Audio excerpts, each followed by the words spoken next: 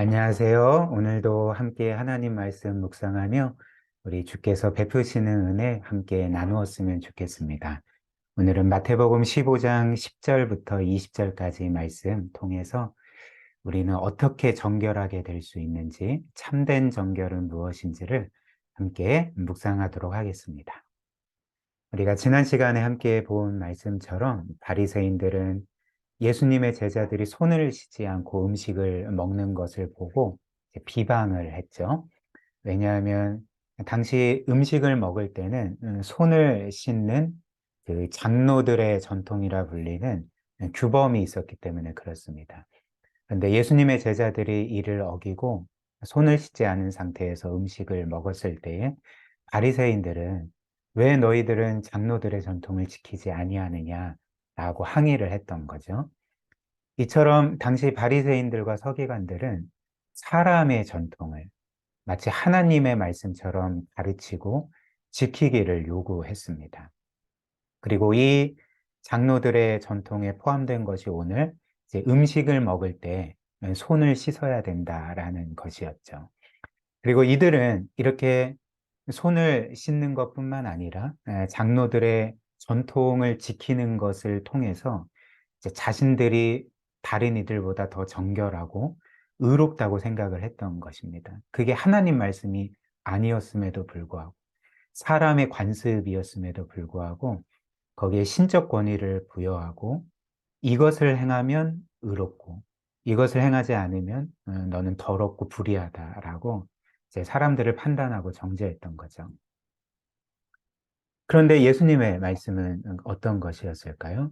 이렇게 바리새인들과 서기관들이 그렇게 사람의 관습을 중요하게 여기고 장로들의 전통을 철저하게 지켰지만 정작 하나님께서 진짜 명하셨던 것, 진짜 하나님의 말씀은 지키지 않았다는 것입니다.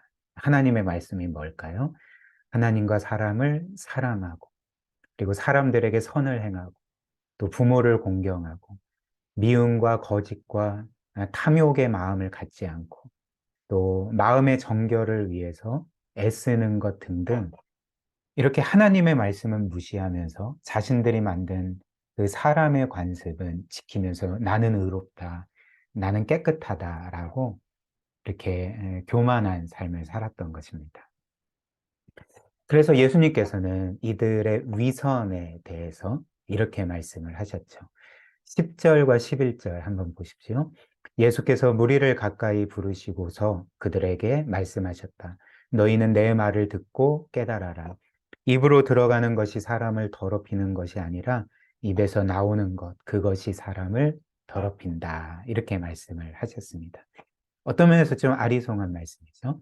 그래서 제자들이 이후에 예수님 이 말씀의 의미가 무엇입니까? 라고 여쭈었고 예수님은 이 의미를 이렇게 알려주셨습니다. 16절부터 20절입니다. 예수께서 말씀하셨다. 너희도 아직 깨닫지 못하느냐? 입으로 들어가는 것은 무엇이든지 뱃속으로 들어가서 뒤로 나가는 줄을 모르느냐? 그러나 입에서 나오는 것들은 마음에서 나오는데 그것들이 사람을 더럽힌다. 마음에서 악한 생각들이 나온다. 곧 살인과 간음과 음행과 도둑질과 거짓 증언과 비방이다. 이런 것들이 사람을 더럽힌다. 그러나 손을 씻지 않고서 먹는 것은 사람을 더럽히지 않는다. 이렇게 말씀하셨습니다. 말씀드린 것처럼 당시 바리새인들은 손을 씻지 않고 먹는 것이 사람을 더럽히고 또 그를 죄인으로 만든다고 생각을 했습니다. 그리고 손을 씻고 음식을 먹고 이렇게 장로들의 전통을 지키는 우리들은 깨끗하다라고 생각을 했던 거죠. 그러나 주님은 뭐라고 말씀하십니까? 손을 씻지 않고서 먹는 것이 사람을 더럽히는 것이 아니라 너희의 마음에 이미 온갖 죄악들이 있다. 그렇기 때문에 모든 사람은 그 마음의 죄악들로 인해서 더럽고 부패한 상태다라고 말씀을 하셨습니다. 그러니까 우리 마음에 어떤 것이 있는지 말씀을 하셨던 거죠. 그렇다면 우리가 이 예수님의 말씀에서 알 수 있는 사실이 무엇일까요? 우리는 세 가지 사실을 알 수 있습니다. 첫 번째로 예수님은 모든 사람이 본성적으로 죄인임을 말씀하고 계시는 거죠.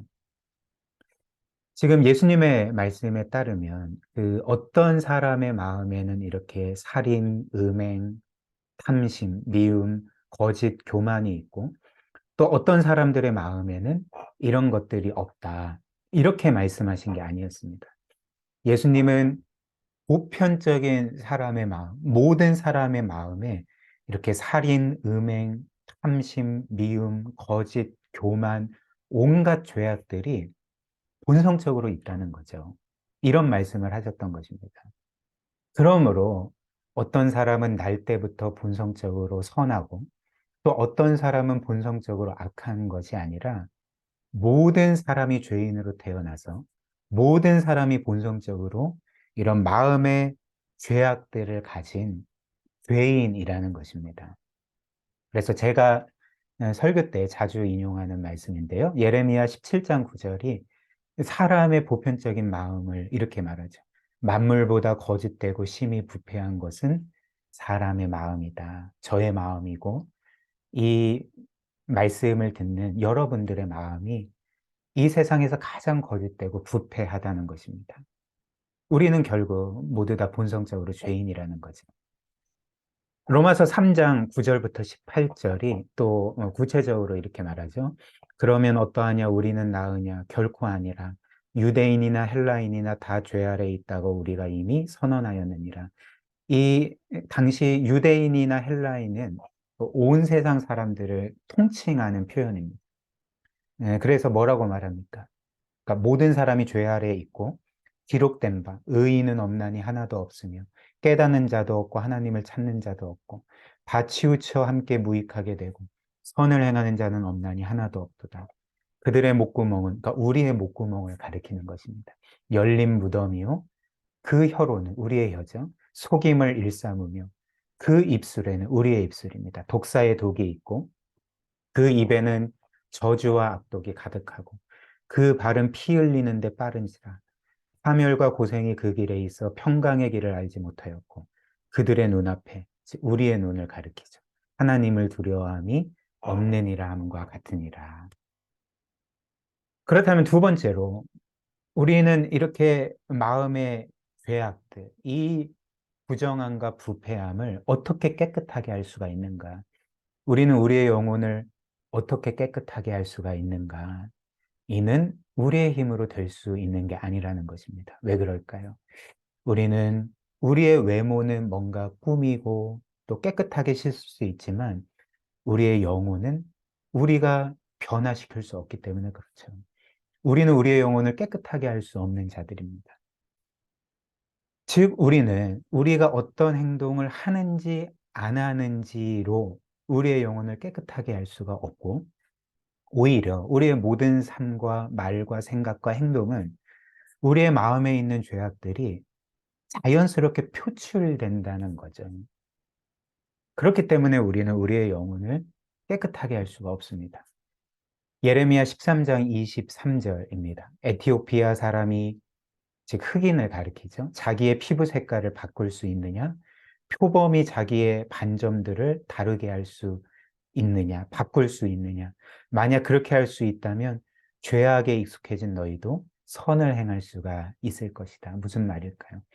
표범이 자신의 얼룩 무늬를 바꿀 수 없듯이 우리 또한 우리의 죄로 오염된 영혼을 깨끗하게 만들 수가 없다는 것입니다.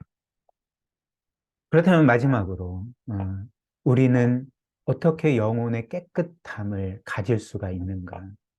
우리는 어떻게 우리의 영혼이 정결하게 될 수가 있는가? 바로 우리가 할 수 없고 하나님께서만 하실 수가 있다는 것입니다. 하나님만이 우리의 영혼을 깨끗하게 하실 수가 있죠. 어떻게 깨끗하게 하실까요? 성경이 또 복음이 우리에게 알려주는 것처럼 예수 그리스도의 보혈이 우리를 모든 죄악과 부패함으로부터 정결하게 한다는 것입니다. 즉 하나님께서 그리스도를 우리의 대속물로 삼으셔서 우리의 모든 죄를 그분이 짊어지게 하시고 그분이 우리 대신 죽게 만드심으로 우리의 모든 죄값을 영원히 치르셨죠.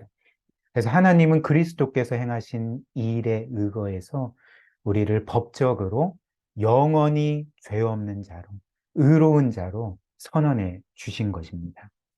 에베소서 1장 7절입니다.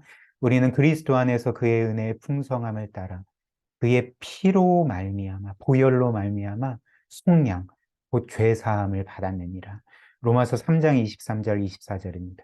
모든 사람이 죄를 범하였으며 하나님의 영광에 이르지 못하더니 그리스도 예수 안에 있는 속량으로 말미암아 하나님의 은혜로 값없이 의롭다 하심을 얻은 자가 되었느니라.